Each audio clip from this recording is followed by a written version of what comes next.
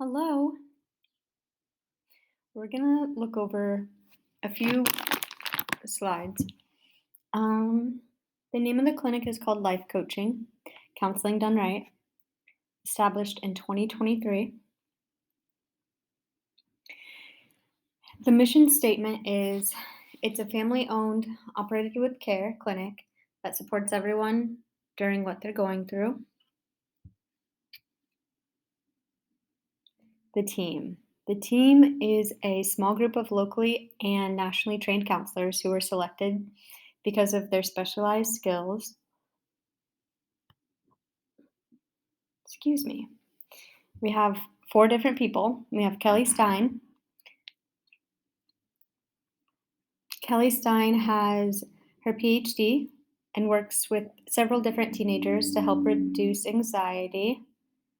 We also have Keith Frantons, I believe his name is. Keith Frantons is a licensed marriage and family therapist working closely with families and marriages to help repair. We also have Alicia Brazion, who is an amazing person, constantly working with gender identity. Then we have John Vexen. Wow. John Vexen is a star athlete who works with trauma patients in a bunch of different sports to help them recover from anything from injuries to mental recovery, just that internal confidence that they can come back after anything, really. Stats. So the stats that I have collected over the course of a couple years since the start of the company are reflected on the screen. We have everything from working relationships, agreement on goals, tasks, emotional bonding. So working relationship between people who work there, that is what this variable is going to point to. Agreement on goals, tasks, and finally, emotional bonding, which is important on so many levels from being a counselor to being a supervisor to being a supervisee, and how all of those different moving parts connects to helping the counseling clinic as a whole. So having this be able to measure all those different variables, I think is important to have on the website because it shows that we're not stagnant, that we pay attention to little details and we're not just running things over and, you know, some of these other main ideas of like the team, that's always going to be there. We want to introduce who we have, what we work toward, the name of our clinic, Life Coaching, Counseling Done Right. But stats is really something that helps us understand the importance of where we're at and where we're going. Um, Another important part of introducing one's clinic via a website is a brief bio. So, this brief bio is going to go over the true importance of where the clinic is located. So, the counseling clinic has been developed and is growing in a community of people where there are several different support groups that help people within the clinic who are struggling with different things overcome those things. The clinic itself is very calm when you walk in, and it's built and meant for people who are striving to overcome something to be able to land there and feel comforted. There are 5 different rooms, one of which is used for, and they're all used for different things. One of which is used for supervision once or twice a week as needed. Um, that's just the brief bio. It's a pretty nice clinic.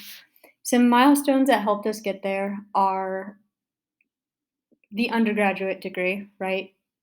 Specializing in psychology at the bachelor's level. That was in 2017. 2 years later, while still at Iowa State University, I started job shadowing at a marriage counseling clinic where I fell in love with counseling. COVID hit during my senior year, and I kind of pivoted, spiraled, and did not know where I was going to live for a year. I was all ready for grad school, and I was like, I don't really know where I want to live. So I stayed close to home. I took a year off, Now I am in the graduate program at Grandview University. So the website reflects the credentials that I've earned thus far, where at, how, any specifics that help explain what we're doing today, everything from then to now to in the future. Um, so that's what that will reflect, hopefully. The next thing is just a small short overview of the supervision models and theories applied within this clinic because some clients or prospects might want to know who's interested. So, one of my favorite theories to combine are cognitive behavioral therapy and person centered theory. And the reason why I combine cognitive behavioral therapy and person centered therapy is because these two theories are opposites, and I think it equals a really healthy balance once they intersect.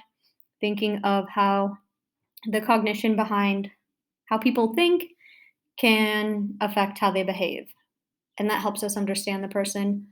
And once we do, we can implement what I like to call person centered theory. And that's where we're understanding the person on an empathetic level. We have a good understanding of how to become congruent with other individuals. And we also unconditionally positively regard what they say as unjudged. So that's why I chose those two. Multicultural Competence Incorporated. This is a statement that explains on our website that theories we use intersect to help understand people on a cognitive level as it pertains to their behavior and on a person centered level to understand who they are as people. And the factor that brings people to an equal playing ground is cognition, a brain is a brain despite culture. However, because we understand cultural different aspects of people's lives based on family, religion, external factors, whatever it may be, it might affect their cognition, therefore their behavior. But that's where the person centered therapy comes in to help them understand what it could mean to. Hold on, I have to sneeze. I'll ignore it.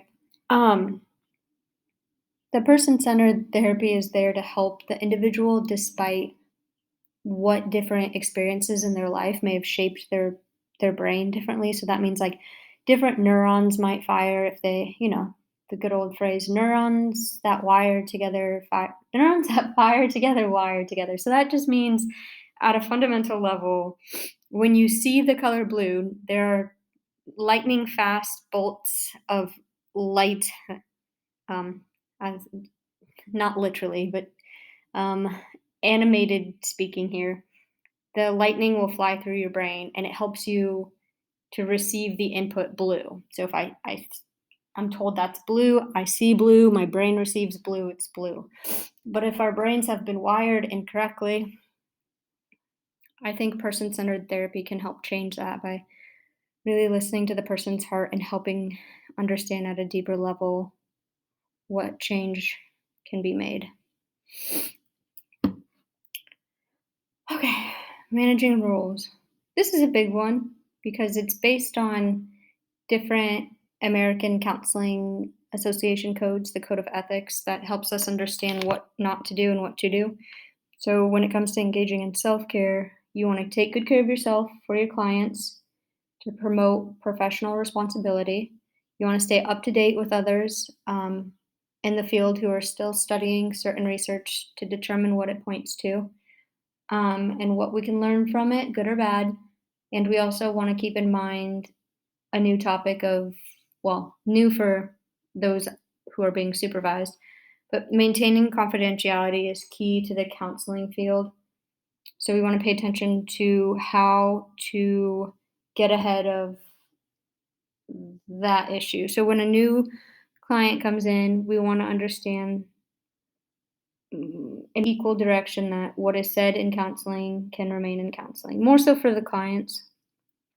And these codes down here at the bottom are some specific codes that help support why this helps manage roles. So just the individual self-care, staying up to date with what's going on in the field is going to be most important for the team, and maintaining confidentiality is more so for the clients. And how we interact as a counselor, as a supervisor, as a consultant, as a friend, as a coworker, by engaging in all these roles, we're able to manage them and manage those they reach. Okay, that's a summary of what I said, why, how, all the moving parts. This is a visual of how those moving parts intersect and what it could look like if you're practicing self care.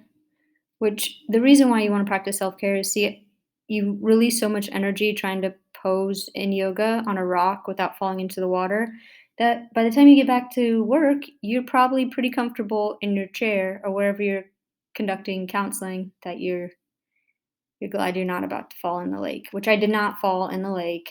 So I'm pretty good at yoga.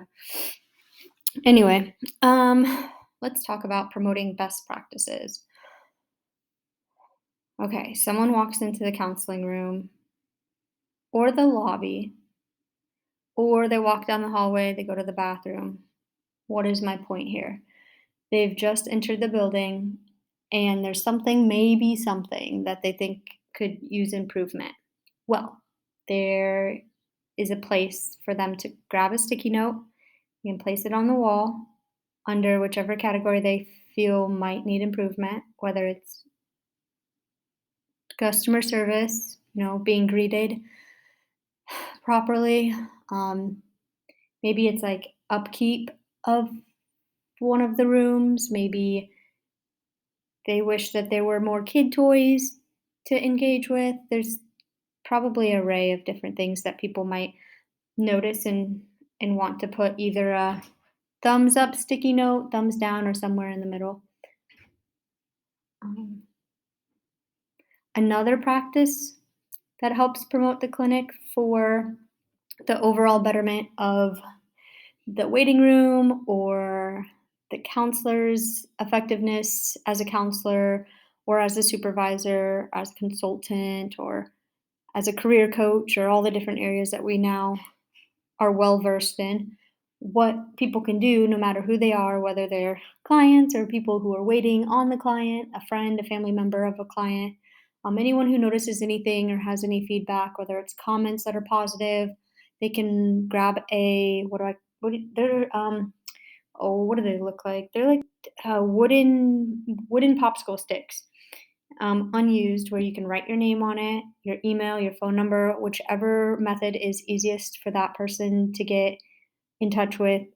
Then they put that in the jar, and we draw a stick once a week, and we get a hold of that person. And if they respond, we reach out and we find out if there's any way that they would be interested in receiving a reward for their input. So that would be it isn't based on their input, it's based on how do you explain?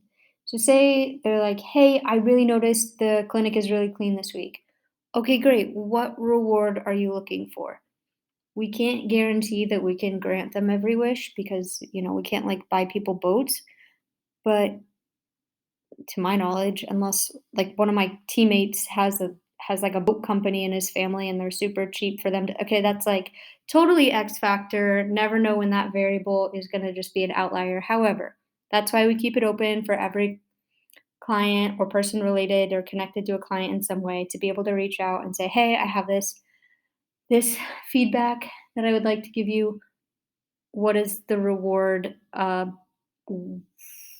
I can receive this week?" And then we kind of go from there. And in all seriousness, I think that would be amazing. And we have okay, I think that's everything. Thank you for listening.